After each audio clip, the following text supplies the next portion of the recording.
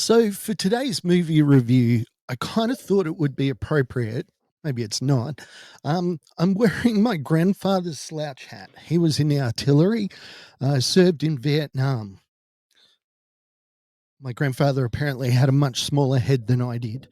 Today, we're going to talk about one of my favorite films of all time. It's called The Lighthorsemen. Um, it's got some really interesting depictions of mental illness that I'm excited to talk to you about today.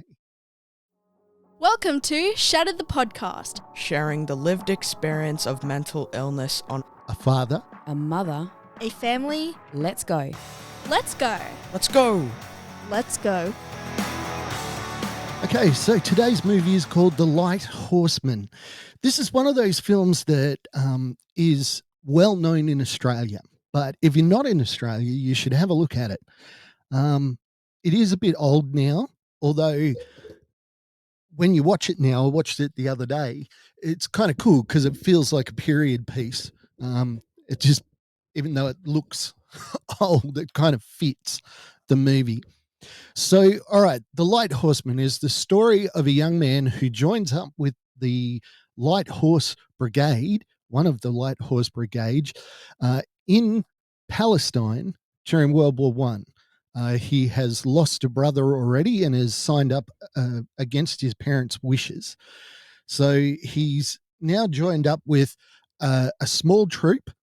They used to go in troops of 4 riders and 4 horses. One of the guys got killed, got a Dear John letter. And that's a really interesting thing to talk about as well, because a Dear John letter while you're on active service can be catastrophic. That's why they assign chaplains to individuals who may have gotten a Dear John letter. In this movie, it says it well. The guy was shot in the leg, should have made it through, got his Dear John letter, and you can see his mate just says, well, you could see it in his eyes. As soon as he got the Dear John, something went out in his eyes and he didn't want to fight. So there's that whole depiction. Now, the young bloke shows up and he's very, very brave. He does some brave stuff, but he can't shoot a man. 2 times. It's glaringly obvious that, he's not going to shoot a guy. And it's got one of the most iconic lines in a war film ever. I do love it very much. He's a brave kid and all that, but if you can't shoot a guy, bugger off, Dave, go back home. Says it a little bit differently to that, but that's the gist of it. Now, why I want to talk about this film today is it shows the impact that war has on the men as they're going on.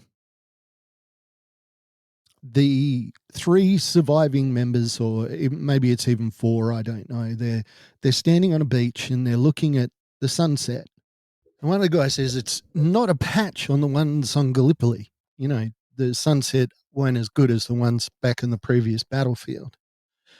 And they're just talking about how long they've been away from home. And it's like 3 years, 4 years. This longing for home comes through very, very clearly in this film.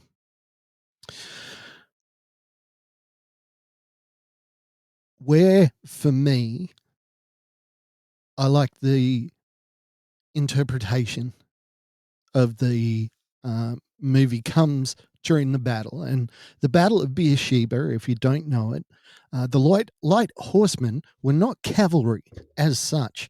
They were light horsemen. They were supposed to ride up, jump off their horse, then fight. They weren't supposed to ride all the way in.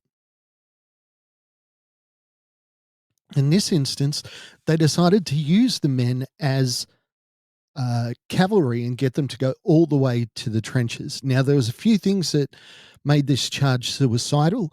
This is World War One, and they'd be charging machine guns and cannon. But there are a couple of things that happened that made the charge successful. One was that because the enemy, the Turks, were expecting the light horsemen to jump off their horses and fight on foot, they weren't expecting them to keep coming. So they didn't adjust their sights fast enough. So after about 1,000 meters, they were actually firing over the heads or at the feet of the troops. They weren't getting the right range. They were shooting above their heads. The charge was hugely successful, and we talk about the success of that a lot. And even at the end of the film, the guy says, "How many did we lose?" He said, "Oh, only 30 blokes." It's not too bad. He goes, "Well, unless you're one of the 30 blokes." This film does a great job of showing through victory, even on the winning side, there's a cost. There's a debt that is going to be levied against the soldiers, and that is going to be the taxing of their mental health. Now, this film does not go into great depth about that. In fact, it ends quite nicely. The guy ended up marrying the nurse, fixes him up after the charge, and they end up getting married. And the story's kind of based on them. The point I wanted to make here is you can watch a film like Lawrence of Arabia or even The Rats of Tobruk, and you can think that perhaps the war in the desert was nicer.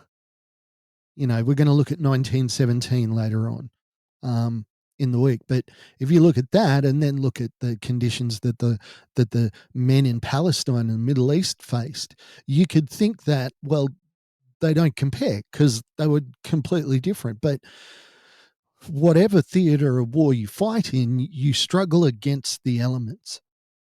And in the desert, it was the heat, it was malaria, it was a whole host of terrible things that could happen to you that are related to the heat. So while guys, yes, in the Western Front were down the bottom of muddy trenches, um, the light horsemen didn't have those. The men that fought in the desert didn't have the opportunity to dig trenches and fight from trenches. It was a mobile war. Point I want to make here is very easy to watch a film like The Light Horseman and think, wow, war is pretty cool.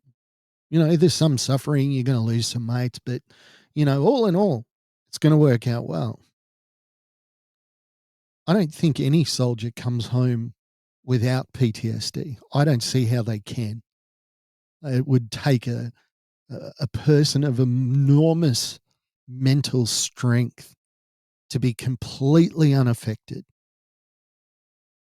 I had the opportunity to speak to two veterans who witnessed the same event in Afghanistan. Two young blokes that were detecting mines, got blown up. Both were killed. I had the opportunity to learn the stories of their section leader and their overall commander. Now, the overall commander had gone home to Australia for a legitimate reason. The section commander was there. When the two blokes got blown up, he was there in the middle of it, brushing the flies off, having to scrape parts of their bodies off his uniform. Then there was the warrant officer who wasn't there. He was back in Australia for whatever reason. His tour was up, something. He was there legitimately. Yet he cannot come to terms with the guilt of the thought that if I had have been there, maybe those two men would still be alive. Now, both of these fellas have suffered PTSD. And it's really interesting because the section leader, the guy that was on the ground, that watched the explosion, that was covered in their viscera, he was able to deal with his mental illness and go on and work in a highly challenging career. I don't know how he does it. He's an incredible man. But this warrant officer, to this day, he's still broken from that thought. He has the nightmares of what if I was there, coupled with his other experiences that he'd had in Afghanistan on the ground. This guy to this day is still a broken man. We don't know how the same event is going to affect each individual. You can't know. What we can know, though, is that your pain is real. And comparison is not required, necessary, or even beneficial in this circumstance. You cannot compare pain. You just can't do it. Somebody doesn't deserve to have a mental illness more than you because your experience wasn't as bad. That's ridiculous. Your pain is your pain. How your mind deals with your pain is going to be very, very different. Don't be discouraged. Please, if you need help, reach out. Don't feel that you have to tough it out. It takes courage to ask for help. It doesn't take courage to stay silent. Tomorrow, we are going to be looking at a film called Kokoda. Yes, I'm continuing the Australian theme. A couple of suggestions that have come through. I'm definitely going to talk about The Outpost. There's a scene in that show that just blows me away. We're going to look at The Bridge on River Kwai. Not my favorite movie by any stretch of the imagination. But, we're going to look at that one. We're going to look at Unbroken as well. An incredible film. Alrighty, have a great week. Once again, to any Vietnam veterans who happen to be listening, welcome home, fellas. And we appreciate you and we honor your sacrifice. Good on you. Thank you for listening to Shattered the podcast. I'd like to thank our producer, Meredith Brosnan, our executive producer, Torian Lau, and the band Adelaide for allowing us to use their song as our theme. Go to shatteredthepodcast.com for more information.